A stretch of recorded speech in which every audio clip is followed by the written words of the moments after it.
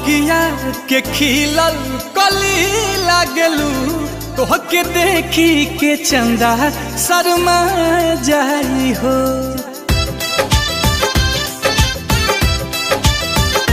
कौनो बगिया के खिलल कली लागलू तोहके देखी के चंदा शर्मा जाई हो। देखी के तोहके दिलावा बेकाबू भइल रात के निंदिया दिनवा के चैना दइल तुहरा सूरत पे भंवरा लुभा जाई हो। कौनो बगिया के खिलल कली लागलू तोहके देखी के चंदा शर्मा जाई हो।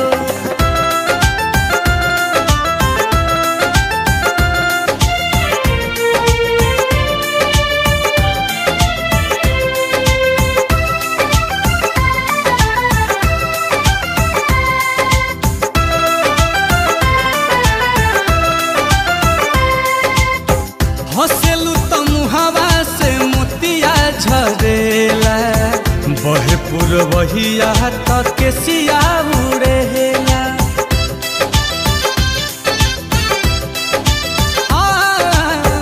हंसेलू तो मुहावा से मोतिया झरेला बहे पुरवहिया तक के सिया उड़ेला।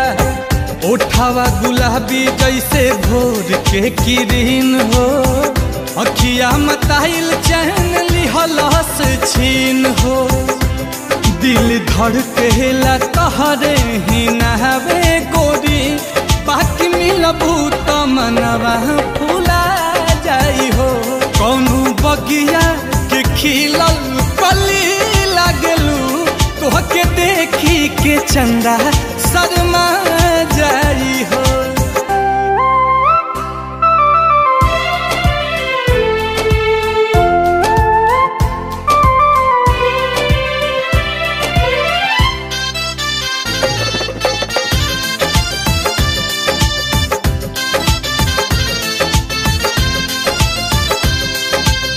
ससिया में तोहरे ही खुशबू भरल बा नहिया के सागर में मन उमड़ल बा।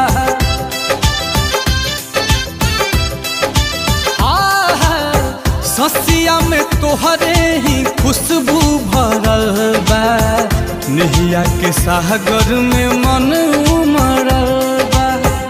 प्रीति के बरखा में हमके नहवा दो प्यास जिंदगिया के अब तू बुझा दो।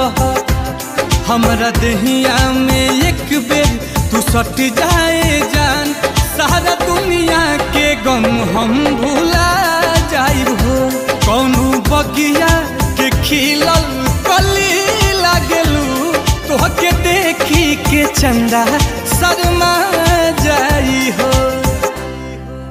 कौनो बगिया के खिलल कली लागलू तोहके देखी के चंदा शर्मा जाई हो। देखी के तोहके दिलावा बेकाबू भइल रात के